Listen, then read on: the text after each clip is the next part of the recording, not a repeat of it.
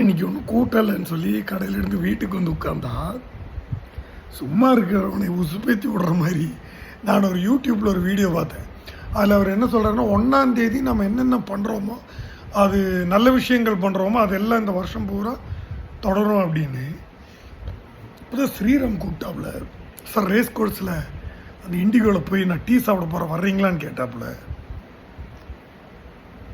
1ஆம் தேதி இன்றைக்கி வண்டி ஓட்டினா வருஷம் பூரா வண்டி ஓட்ட முடியுமோ?